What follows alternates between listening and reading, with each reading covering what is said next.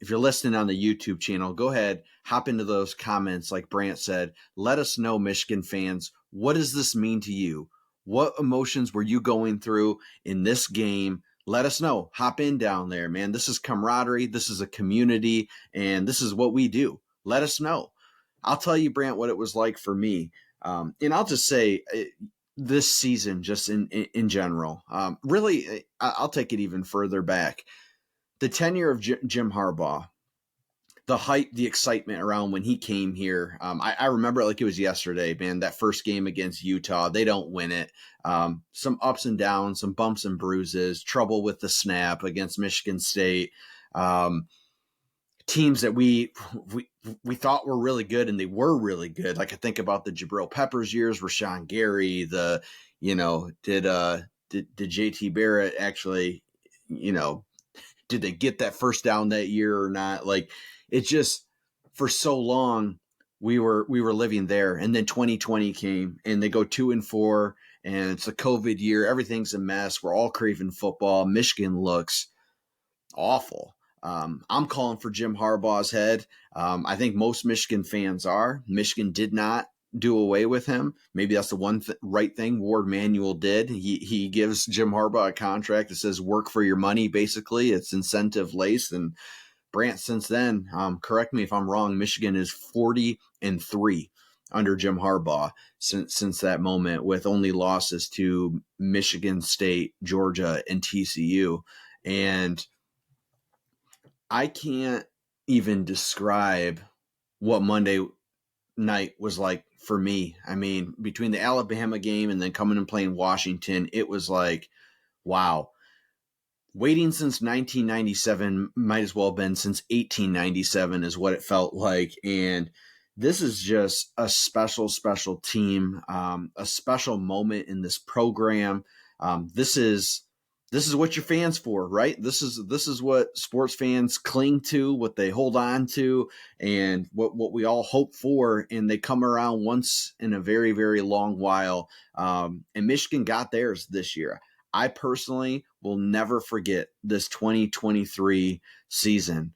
I won't forget this team, the faces on this team: JJ, Blake Corum, Mikey Sainristil, Will Johnson, like the list goes on. Chris Jenkins, this O-line, like, man, this was such a well-oiled machine that it just came to fruition. And, even in moments where I doubted them as a fan, and right up to the last minute, like in the Washington game, this team knew it all along. And you hear the talk of like, well, we're laser focused. It's one game at a time. And I get sick of hearing it sometimes, like, give me something else, but they really meant it. I mean, we can talk about the sign stealing, the cheeseburger gate, all the controversy this year with Jim Harbaugh. Just, it never actually mattered.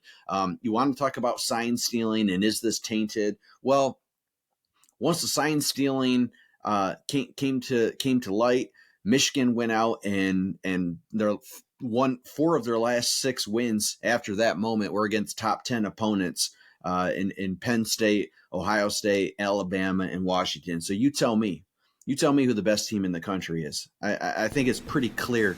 And I think if you ask most, I don't even want to use the word haters, that's a little bit just over dramatic, but Michigan's biggest critic, in my opinion, nationally, has been Paul Feinbaum. And I don't even want to say his name on the podcast, but I'll say it. He's been the harshest critic on Jim Harbaugh, on this Michigan program, and has been for quite some time. He came out and said himself, they asked him the question, so Paul, do you feel like this one is tainted? Because those were the words that he used, that if Michigan won, they would be tainted. And he went on the record and said, no, I was wrong in saying that. College football is a mess right now. When you look at everything across the landscape of college football, absolutely not. It's clear that Michigan is the best team in college football. Was there wrongdoing? Absolutely. Nobody's denying that. But to question any type of legitimacy of this national championship is irresponsible. And man, I'm just soaking in this moment right now. Soaked it in with my kids all year, to have all 3 of them here, to be alive for this moment here, this 2023 season. It's to have my grandma Sally, one of the biggest supporters of the podcast when we launched this thing 3 years ago, to be able to call her, celebrate a national championship at her age, 94 years young. Man, it is just a beautiful thing. My wife, just phenomenal, just put up with me all year. The emotions, the highs, the lows, the locking in what we do every single Saturday to dial into Michigan football. Man, this is just what it's all about. I could go on and on and on, but it was an emotional one. Absolutely emotional. Brant, what about you? Yeah, I mean, it was clearly awesome. I don't know why I was a little more emotional for the Alabama game.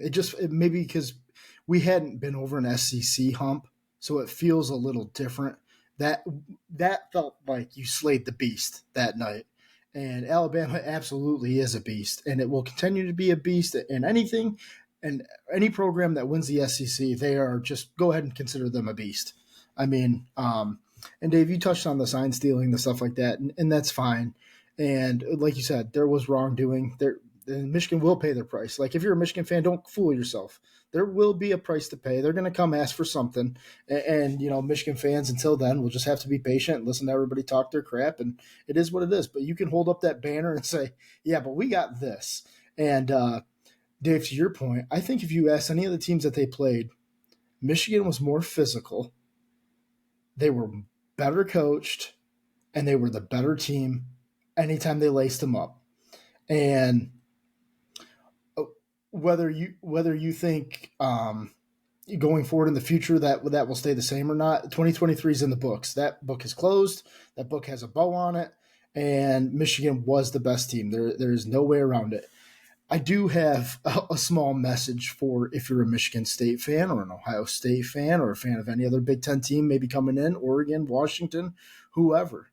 If you want to sit there and cry and moan about sign stealing, then that's your prerogative. I would just shut up and go to work. I mean, that would be the best thing that Ryan Day and his team could do. That's the best thing that Jonathan Smith could do is I don't want anybody talking about this because sour grapes is going to do you no good. Like Michigan got made fun of in the COVID year. They went 2-4, and Jim Harbaugh went to work, and he retooled the staff, and he absolutely got it right. He built his program back on what, Dave? He built it back on physicality.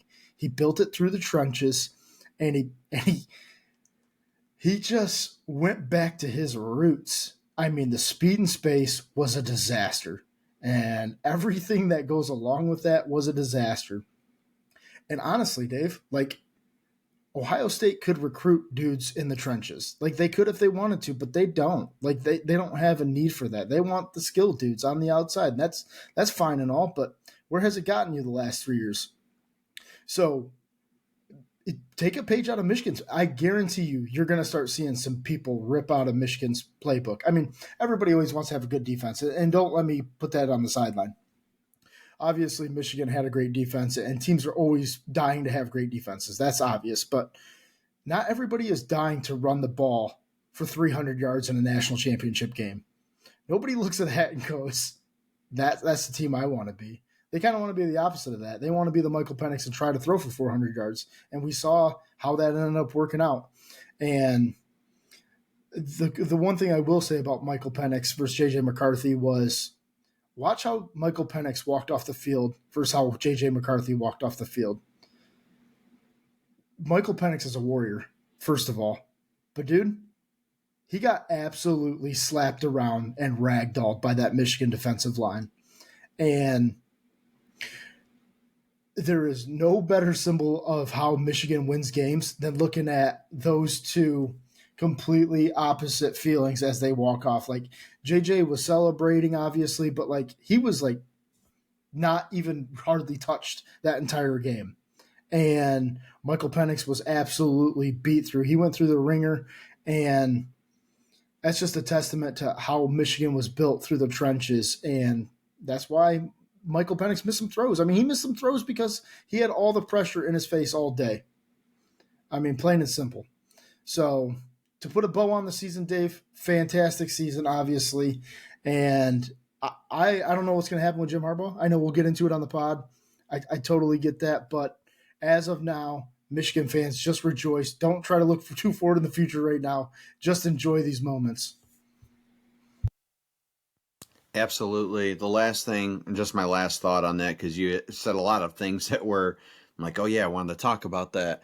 Um, Brant, 2 years ago, I mean, truthfully, I was one of the biggest Jim Harbaugh doubters. I doubted, and I'm more than happy as I sit here in January of 2024 with the national championship Michigan Wolverines.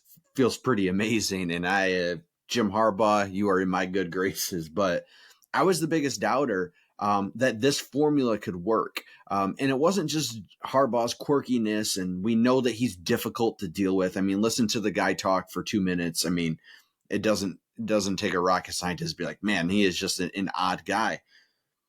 I doubted, as I think many people did, that this formula would work. Yeah, the speed and space didn't work. They went back to the Michigan roots, the ground and pound, the tough defense, the low scoring games, and they got their 5-star quarterback, but they're not going to have JJ throw it for 300 or 400 yards in a game. That's just not what they're going to do. And I was calling for it even the year of Cade McNamara, 2021. Like, put JJ in. Like, this unlocks another level to this offense and this and that. And you know what? All along, yeah, JJ McCarthy's a big reason why this team is where they are. There's a reason that kid's only lost one game in his entire career at Michigan, but it's so much bigger than JJ McCarthy because this Jim he did it his way. He did it the Michigan way, as annoying as that may be to some people.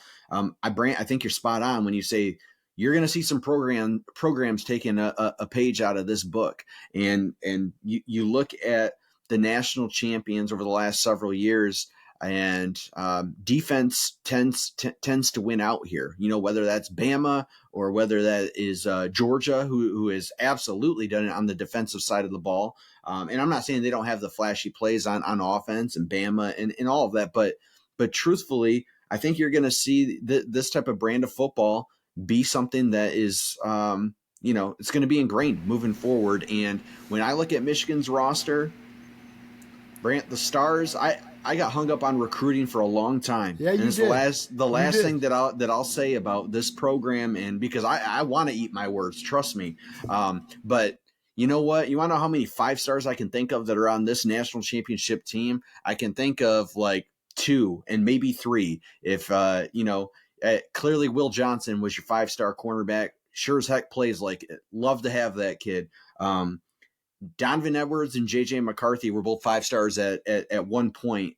Their ratings changed. They dipped it a little bit. I don't remember where they ended up, but let's call it 3 5-stars at most.